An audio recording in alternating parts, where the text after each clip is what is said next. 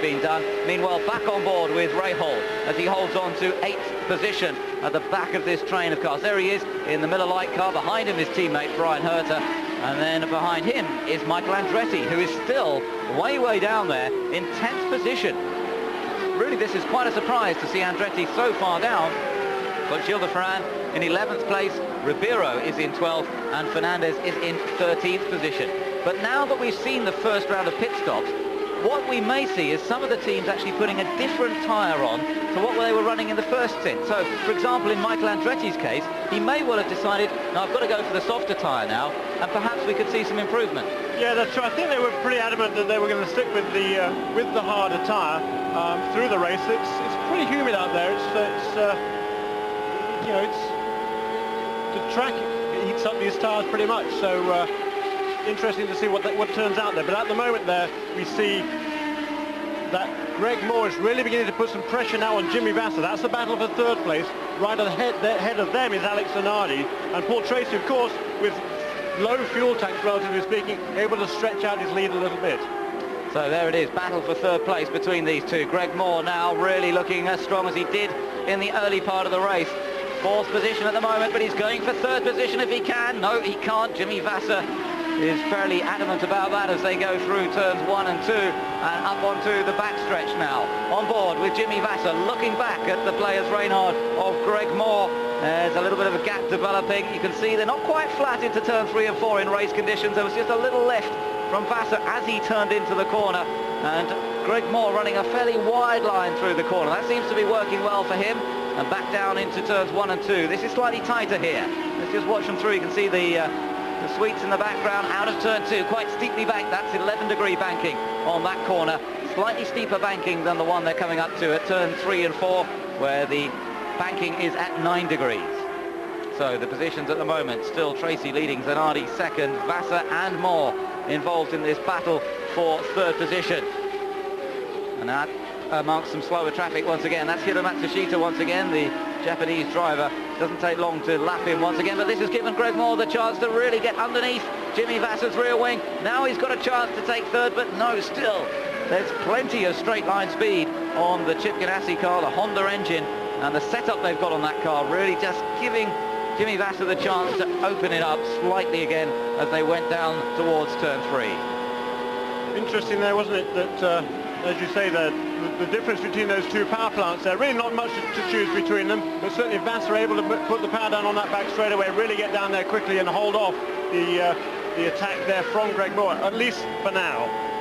Tracy's lead up front has grown to 3.6 seconds, so he's really going well up front, but he must surely be hoping for a yellow flag soon. He has not yet stopped for fuel. Zanardi then, 3.7 seconds behind in 2nd place. Then this battle for 3rd, and there's nothing between these two.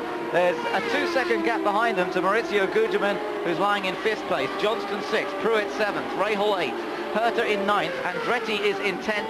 And just let me tell you that Dario Franchitti down in 13th position now, but he has got ahead of the likes of Raul Boesel, 12th leading. 12th now. He just got past Andre Ribeiro going down into turn 1. Great charge from Dario Franchitti.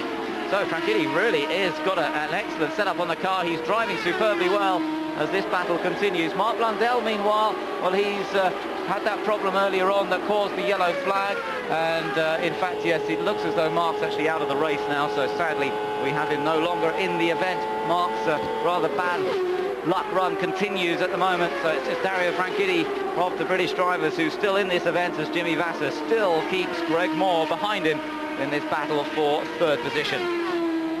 100 yards or so behind them is Maurizio Gugelmin there in 5th place, followed by a good battle there between Parker Johnstone and Scott Pruitt. Here we are on board again there with Jimmy Vasser. Look how Greg Moore closes up coming into that turn. Right behind him now, surely he's got to come out of the slipstream. How much closer can you get? And now Greg Moore's got the chance, but again the straight line speed, but he just gets it this time. At the end of the straight, still Vasser's car seemed to be going a little quicker, but Moore had enough advantage that time. He was brave through turns 3 and 4, kept right in behind Vasser. That's put him up into 3rd place now, and he can go chasing after the other car of that team, Alex Zanardi, who is in 2nd place, and the gap between them just a couple of seconds. Let's just see as they go across the line. Yeah, well, in fact, it's around 3 seconds, the gap between Zanardi and Moore, so he's got a bit of work to do to catch up to the 2nd place man. looking further down the field. Scott Pruitt there. He's in 7th position behind Parker Johnston in the green and white car. There's Johnston, followed by Scott Pruitt. Behind him is Bobby Rahal. And then Brian Herter is just behind him as well. As let me tell you that Alonso Jr. on the meanwhile, he's also making a bit of lost ground, having been put to the back of the queue. He's up to 16th position now, and his car seems to be working quite well in traffic as well.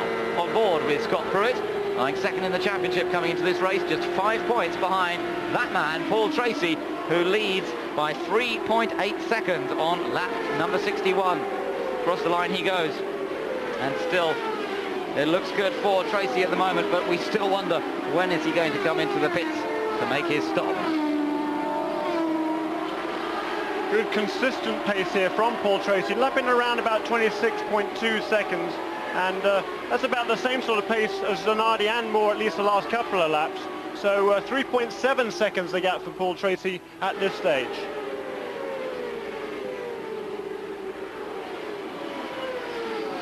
"63 laps we're on to now, as Paul Tracy has kept that lead at 3.7 seconds over Alex Zanardi for quite a few laps now under green flag racing conditions. Still 174 laps to go.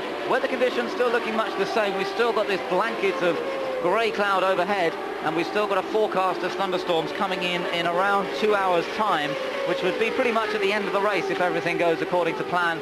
And so far it's stayed away. Let's just hope it does, because they're going to have to stop the race if it starts to rain here. And perhaps that's part of the thinking for Paul Tracy staying up front as well. You can see that Richie Hearn is behind him, and it looks as though Paul Tracy may be thinking, I was wondering there if he was thinking about coming in, but no, he doesn't. He stays out there.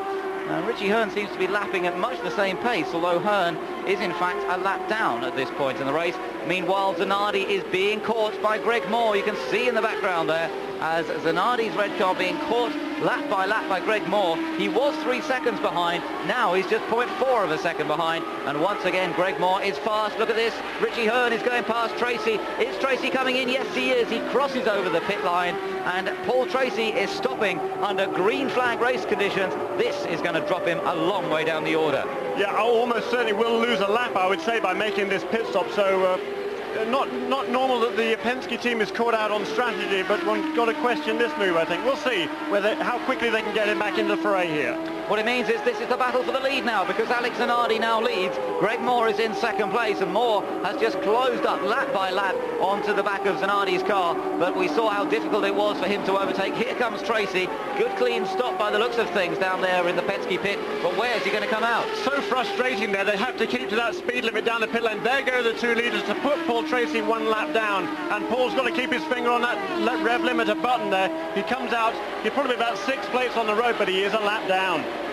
So Paul Tracy losing out more than he would have thought in the early part of this race, lapping so quickly up front, but that could be the story of the race for him as the battle for the lead continues. Greg Moore gets down the inside now of Alex Zanardi, and he looks as though he's going to take the lead. Zanardi and Moore wheel to wheel at 180 miles an hour into the first corner, but it's Greg Moore who comes out ahead, and Greg Moore leads here at the Gateway International Raceway. A superb effort so far from the young Canadian, and he's never won an IndyCar race yet, but today he's looking as good as ever. He led the race in Rio last year, only to go out towards the end, and here he is now leading with Alex Zanardi dropping back. And just look at the speed, Jeremy. Again, look at how quickly he's pulling away from Zanardi. Sensational, isn't he? I mean, just a tremendous drive by this young man. He is, of course, on the harder tyres, and they're working for him. Wonderful drive by Greg Moore. We're taking another look at how that happened. It all looked very easy. He came very quickly out of turn 4, exactly the same move as he made on Jimmy Vasser a few laps earlier. Got the inside line into turn 1. There was nothing that Alex could really do about that. He just had to let Greg Moore go through. So Zanardi back to second place. Greg Moore, his last lap at 25.6 second lap, and that's pretty quick. That's very quick, isn't it? Zanardi still in second position. Vasser in third, Gugelmin in fourth place, Parker Johnston in fifth, Scott Pruitt in sixth, then Bobby Rahal, Brian Herter and Gilles de Ferran, with Dario Franchitti now in 10th position. So he's still going well, working up after making that round of pit stop slightly later than some of the others. Andretti is in 11th position, Carpentier is in 12th, and down there in 13th place is Andre Ribeiro. I just heard news that Carpentier may have picked up a penalty. It looks as though he may have had to come into the pits, and he will lose more time, but he's down in the field at the moment anyway, down in 12th position. So the other Canadian not going quite so well as this one. Greg Moore, storming drive up front. Absolutely brilliant as he laps Richie Hearn once again. Going past down the, or is he? No, in fact Richie Hearn's running very, very quickly at this point. Richie Hearn is running extraordinarily well. I'm not quite sure how he managed to lose a lap in the early stages there. Great shame. Although he is actually still on the lead lap now, of course. He is in 18th place, but he's fighting to stay on that lead lap. He wants to stay ahead of Greg Moore. If there is another yellow, he'll be able to move around, move away from the race here to give himself some breathing space and get back into the race. Right at the moment, he just wants to stay on the lead lap.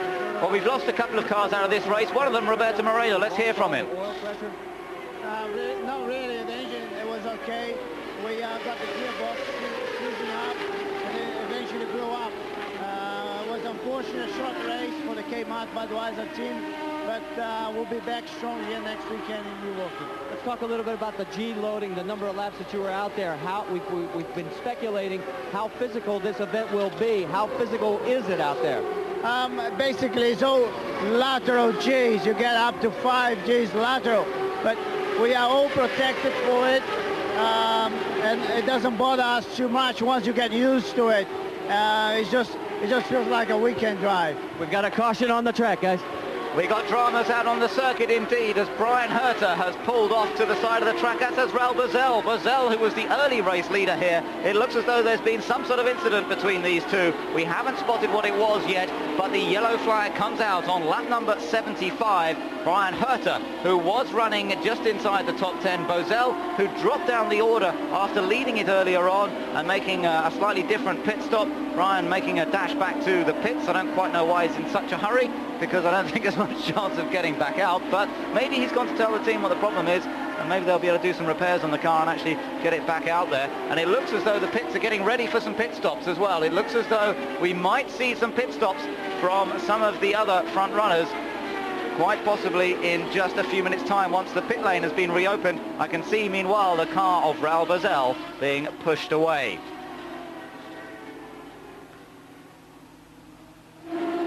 So Greg Moore is still our race leader. Alex Zanardi in second place, Jimmy Vasser in third, as the track goes to yellow flag once again. There is the car of Raul Boesel. He's down at the end of the pit lane there, and the marshal's just trying to get him out of the way. I can't see any damage on the car, although obviously there's something fairly seriously gone wrong, and it looks as though two cars have been involved. So we're trying to let you know exactly what's happened there as soon as we can.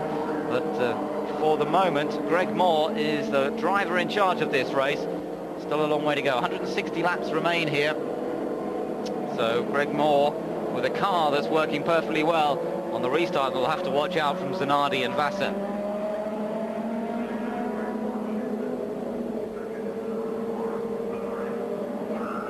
Great overhead shot of this new facility. Down in the bottom right-hand corner, that long straight line is the drag strip, which is also a major part of the facility. They've got an NHRA track. In fact, we're looking down at the pit lane at the moment rather than at the drag strip.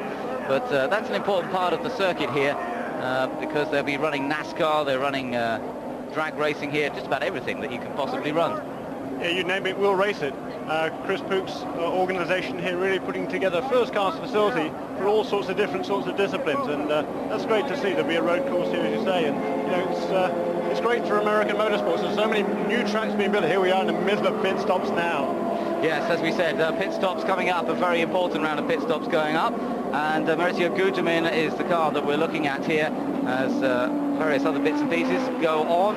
And what's going on down here with in Jimmy Vasser's pit? Didn't quite work out what was going on there. It looks as though one of the crew members may have got injured in something that's gone on coming into the pit lane. As Gutermin comes back out, it looks as though everyone else back out. Michael Andretti, I can see just exiting the pit lane as well. And there's been a real flood of cars into the pits, but Dario Franchitti has stayed out at the moment, and that's put him back ahead. He's back in front because, remember, he took a later stop than most of these other guys who have just come in. So Franchitti is now leading this race under yellow flag. He's the only one not to make a pit stop there. Interesting strategy by Carl Hogan's crew. Dario Franchitti showed in Brazil that, well, actually in Nazareth, didn't he, that when they were slightly out of sequence there, he was running very, very strongly indeed, in second place for quite a while.